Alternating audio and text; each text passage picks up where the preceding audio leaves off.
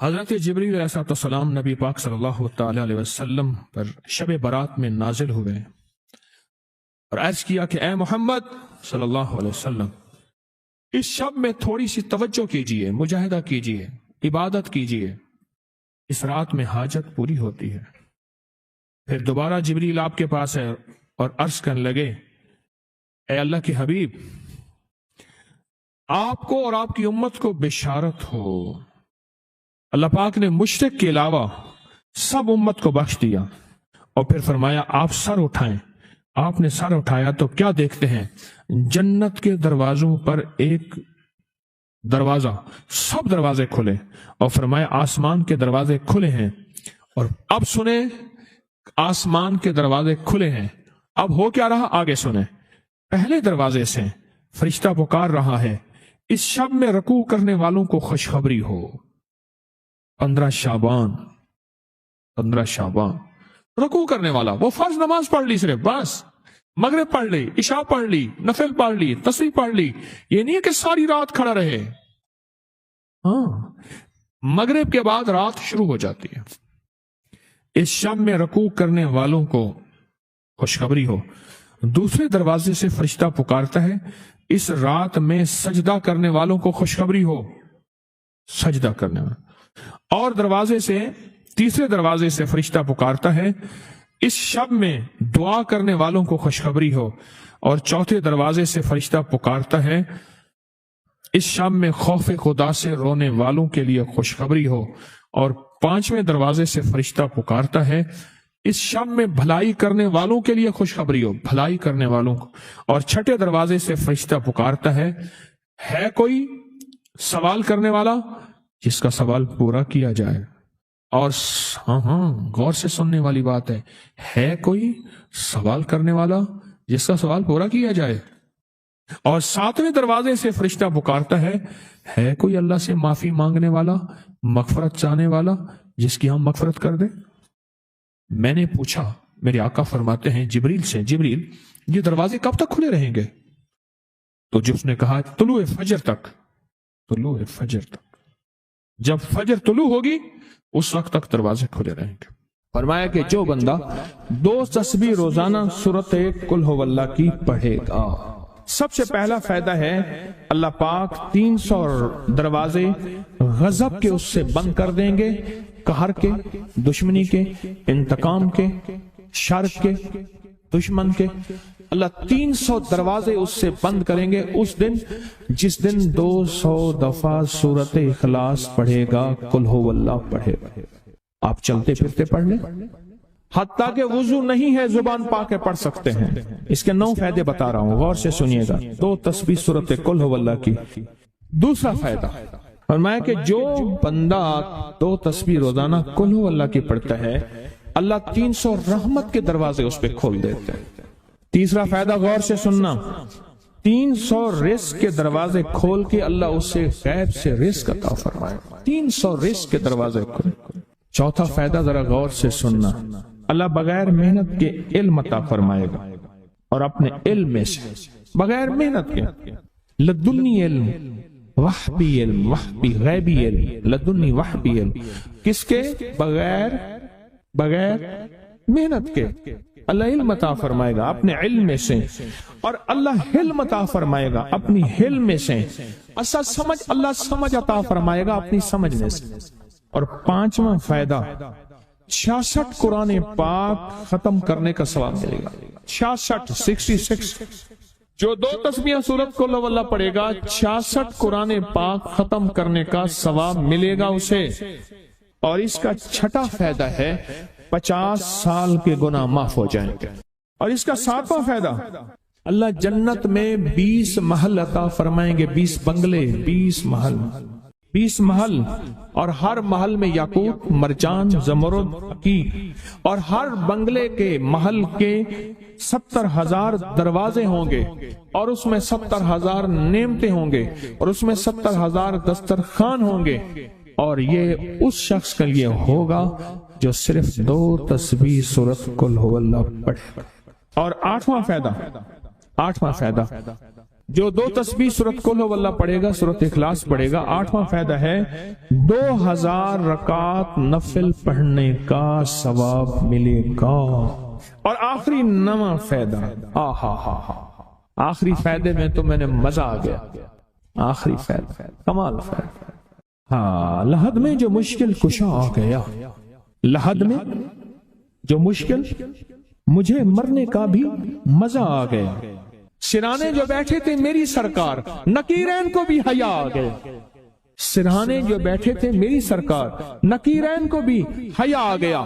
محمد محمد محمد محمد صلی اللہ علیہ وسلم، محمد محمد محمد محمد میں کہتا رہا، نور کے موتیوں کی لڑی بن گئی۔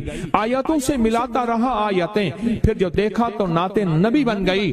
حسن جنت کو جب بھی سمیٹا گیا، مصطفیٰ کے نگر کی گلی بن گئی۔ حسن جنت کو جب بھی سمیٹا گیا، مصطفیٰ کے نگر کی گلی بن گئی۔ اب سنیں یہ سورۃ اخلاص کہاں کام دے گی؟ یہ قبر میں، یہ زندگی میں، فرمایا کب ایک حسین آدمی ہوگا، قبر میں ساتھی بن جائے گا، اس کو نکیرین کے سوالوں کے جواب دے گا، اور یہ بندہ ٹھاٹ سے ہوگا۔ جب سانس کچھ بحال ہوگا، سانس میں سانس آئے گا، پوچھے گا تو کون ہے؟ کہ یاد نہیں ہے، میں وہ قرآن ہوں جو تو پڑھتا تھا، تو مجھے نہیں بولا، میں تجھے نہیں بولا۔ اب سنیں 9واں اور آخری فائدہ جو اس کا بتا رہا ہوں، بہت فائدے ہیں، میں نے اس کے 9 فائدے بتائے ہیں۔ میں جب مرے گا اس کے جنازے میں 1,10,000 فرشتے شامل ہوں گے۔ ایک صاحب ملے، میں نے انہیں ایک عمل بتا کے آیا تھا، میں آپ کو ملاقاتیں بتا رہا ہوں۔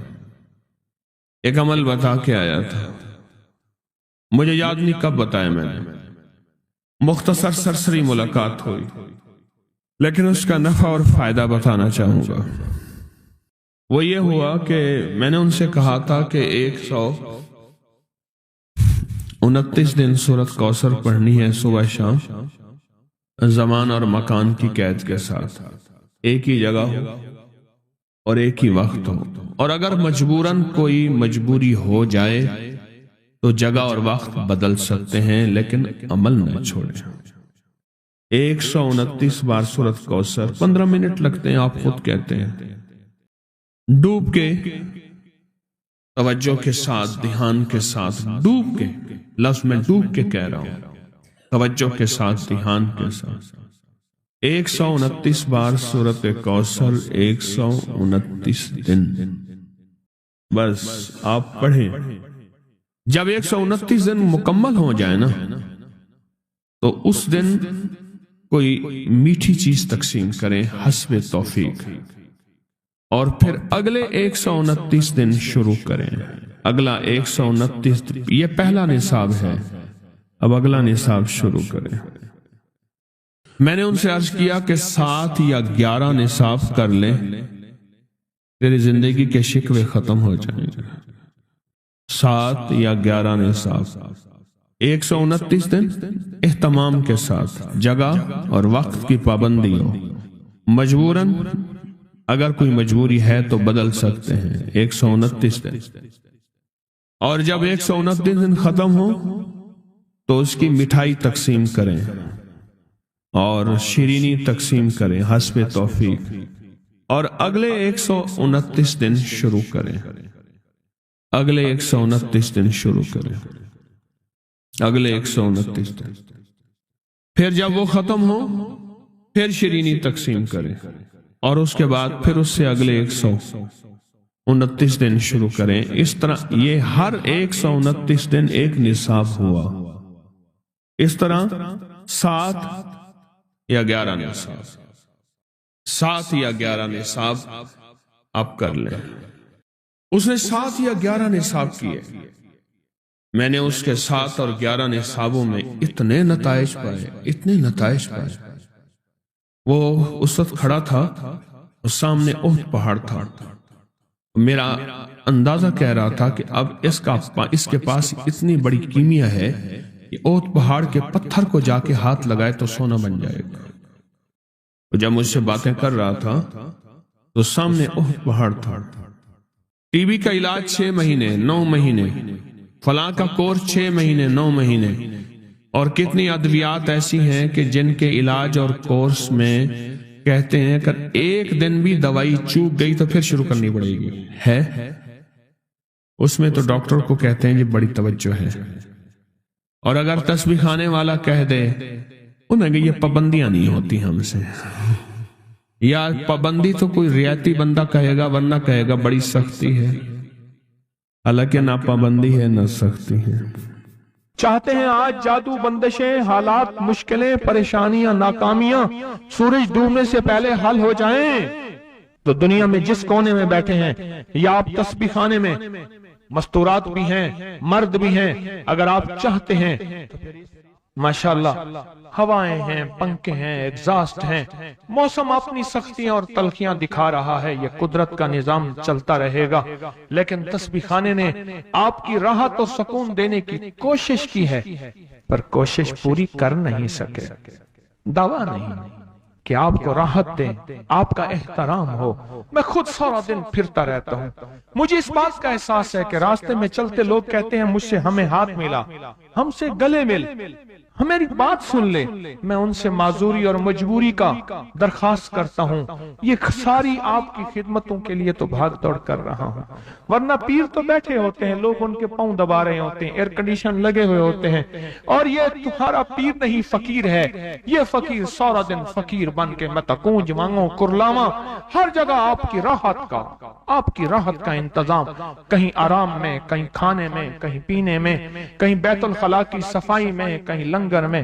آپ شاہی مہمان ہیں تو آپ کا غلام ہوں، میں تو آپ کا خادم۔ امام زین العابدین کو ایک شخص نے دیکھا دعا فرما رہے ہیں،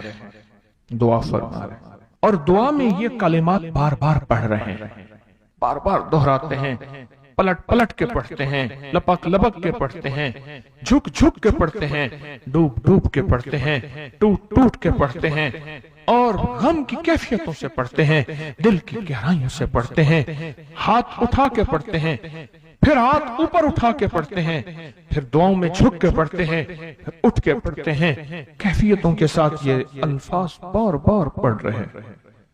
وہ پیچھے بیٹھا رہا، بڑی دیر کے بعد وہ شخص اٹھا اور شہنشاہوں سے عرض کیا۔ جب دعا ختم ہوئی تو امام زین العابدین کی بارگاہ میں عرض کیا کہ آقا یہ فرمائیں دعا تو ساری تھی، ان دعا کے ان بولوں کو آپ بار بار کیوں فرما رہے تھے؟ تو عجیب بات فرمایا حدیث میں نے پڑھا ہے، میرے نانا حضرت محمد صلی اللہ تعالی وسلم کا فرمان ہے، جو شخص یہ کلمات پڑھتا ہے اس کا ثواب اللہ کے ہاں اور کوئی نہیں جانتا، اور ایک روایت میں ہے کہ اس کا ثواب اتنا ہے کہ فرشتے اس کے لکھنے پہ ٹوٹ پڑ، انسانوں اور جنات کی نسلیں ختم ہو جاتی ہیں پر اس کا ثواب ختم نہیں ہوتا۔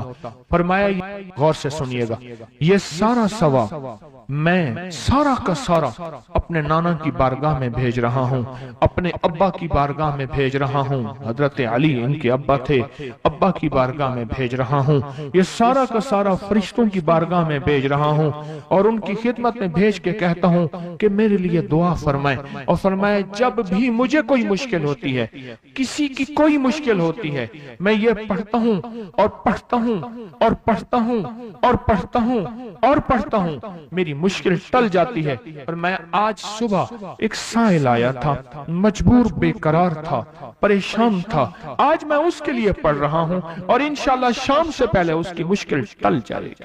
اور راوی لکھتا ہے میں نے پھر سائلوں سے پوچھا، لوگوں سے پوچھا، تحقیق کی، فرمایا امام زین العابدین جس کے لیے بھی یہ دعا کرتے ہیں، پر کرتے کیسے ہیں؟ جو میں نے نقشہ کھینچا ہے ذرا اس نقشے کو غور سے سننا۔ کرتے کیسے ہیں؟ ڈوٹ کے، ٹوٹ کے، وجدان سے، درد سے، کیفیتوں سے، غم سے، اللہ کے تعلق سے، اللہ کی محبت سے، اللہ کے دھیان سے، پوری توجہ سے بار بار یہی پڑھتے ہیں، پھر یہی پڑھتے ہیں، اور پھر ہدیہ کس کو پہنچاتے ہیں؟ یہ دعا، اس دعا کے رازوں کو ذرا سمجھ لیں۔ پھر میں دعا پڑھتا ہوں۔ پہلا راز جذبہ، وجدان، یقین، درد، سوز، ساز، کیفیات، پہلا راز یہی ہے، یہ سمجھ آ گیا؟ दूसरा राज, इसको पढ़ के अल्लाह उसके हबीब को सारे फरिश्तों को आले मोहम्मद को उनको हदिया करता हूं और उनसे अर्ज करता हूं कि मेरे लिए दुआ फरमाए। ये दूसरा राज है।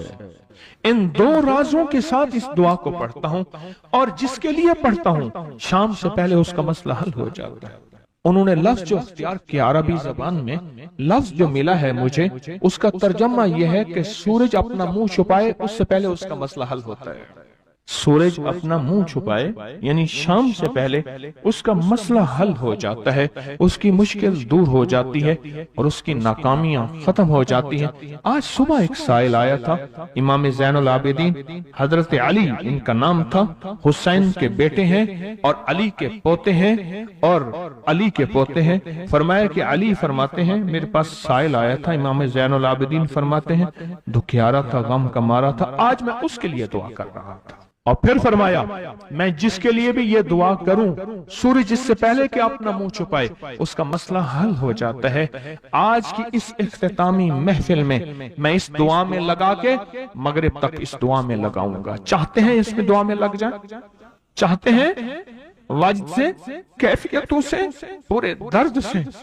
मैं अल्फाज पढ़ने लगा हूं, मेरे साथ पढ़ेंगे। इन अल्फाज को हम 3 बार पढ़ेंगे और इसमें एक चीज बताऊं, आले रसूल की निस्बतें हों और एक सच्चा जज्बा लेकर आए और फिर यहां से खाली जाए, झोलियां भर के ना जाएं, कांटों भरी झोली लाएं और फूल भर के ना ले जाएं, झोलियों में कंकर लाएं और मोती लेकर ना जाएं। बात ना बनी, फिर मजा ना आया। तो पहले मेरे साथ पढ़ लें, मैं पढ़ाता हूं। इससे पहले मोहम्मद आले मोहम्मद पे हम दरूद भेजेंगे और पढ़ें, और जिनको नहीं आता वो भी सीख जाएंगे अगर तवज्जो से मेरे साथ पढ़ेंगे तो। आए इमाम ज़ैनुल आबिदीन का तोहफा और जिनसे पिराने पीर शेख अब्दुल कादिर जिलानी रहमतुल्लाह अलैह ने लिया और जिनसे फिर 1.25 लाख औलिया और बुजुर्गों और हस्तियों ने लिया, वो पढ़ते हैं। पढ़े मेरे साथ। या रब्बि लकल हम्दु कमा यंबगी बेजलाल वजहिक वाज़ीम सुल्तानिक, या रब्बि लकल हम्दु कमा यंबगी बेजलाल वजहिक वाज़ीम सुल्तानिक, या रब्बि लकल हम्दु कमा यंबगी बेजलाल वजहिक वाज़ीम सुल्तानिक। चाहते हैं आज सूरज डूबने से पहले फैसले?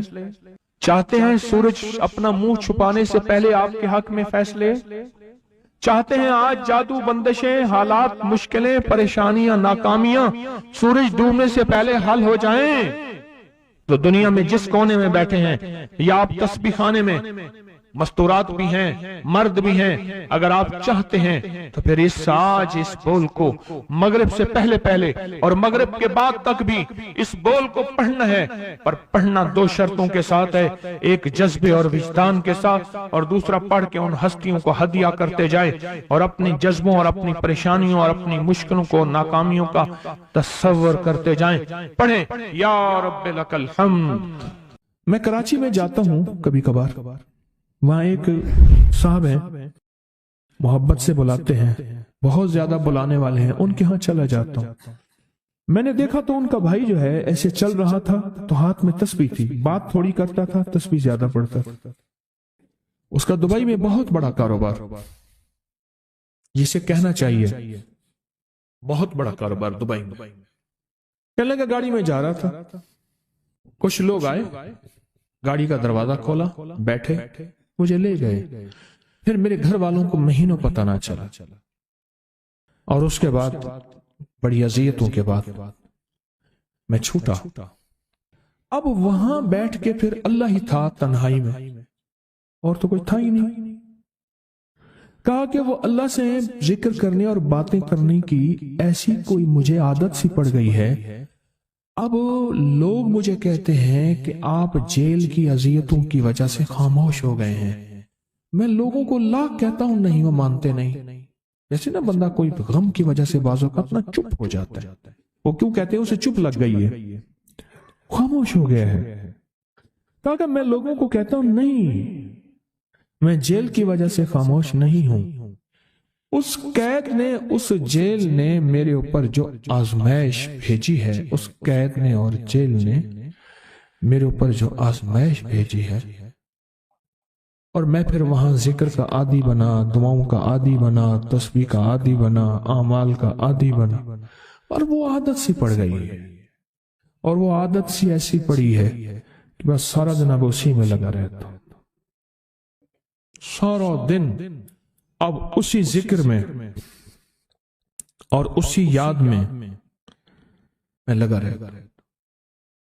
कहीं ऐसा ना हो हम भी अगर जिक्र से गाफिल हुए, तस्बीह से गाफिल हुए, खुदा ना खास्ता ऐसी आजमाइश आ जाए और फिर हम जिक्र और तस्बीह और आमाल के आदी बन जाएं, अल्लाह से आफियत मांगे। और अगर हमारी जुबानों पर तस्बीह जिक्र आ गया है आफियत के दिनों में, तो समझ लें ये उसकी अता है, ये उसकी नेमत है, ये उसकी करीमी है, ये उसका फजल है। उसने बहुत बड़ी आजमाइश से पहले हमारे ऊपर इतना करम कर दिया, उसका बहुत बड़ा करम है। इसलिए अल्लाह जल्ल शानू के हबीब कमली वाले ने आजमाइशों से पनाह मांगी है। अल्लाहुम्मा इन्नी आऊज़ु बिका मिन जहदिल बला, आजमाइश, कोई बला आ जाए, व दरक शिका, शकावत में मेरा नाम आए, बदबख्ती में, ये भी आजमाइश है।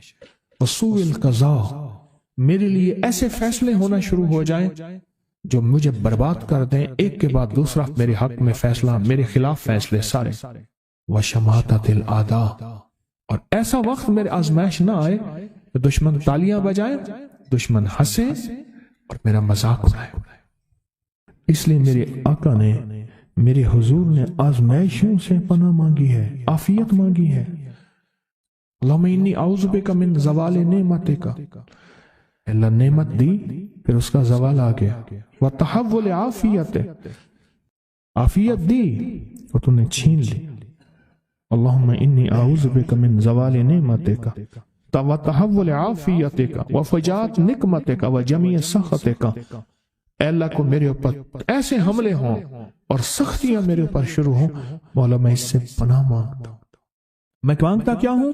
रब्बना आतिना फिद दुनिया हसनत, उससे दुनिया का बेहतरीन पैकेज मांगता हूं। और फिल आखिरत हसनत, तुझसे आखिरत का बेहतरीन पैकेज, शानदार, लाजवाब, बेहतरीन।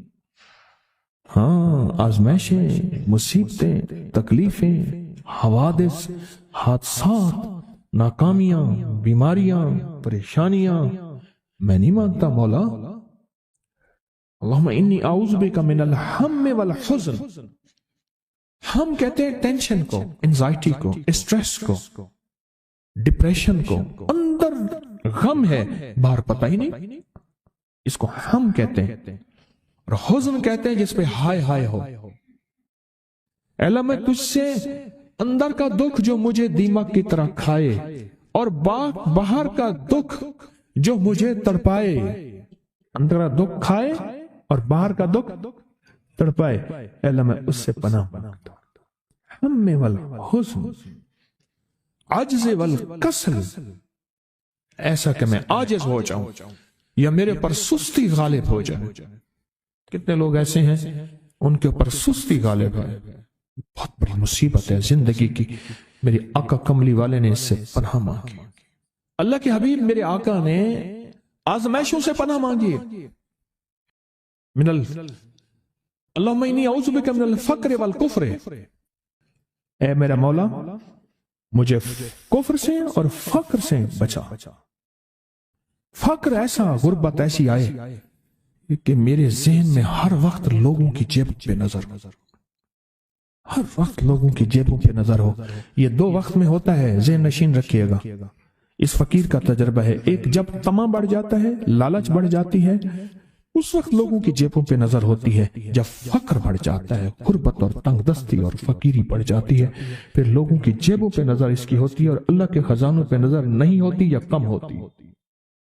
ऐ मेरा मौला मुझे फक्र से बचा और कुफ्र से बचा, कि ऐसा वक्त ना आए मैं अपना दीन बेच बैठूं, अपना ईमान बेच बैठूं।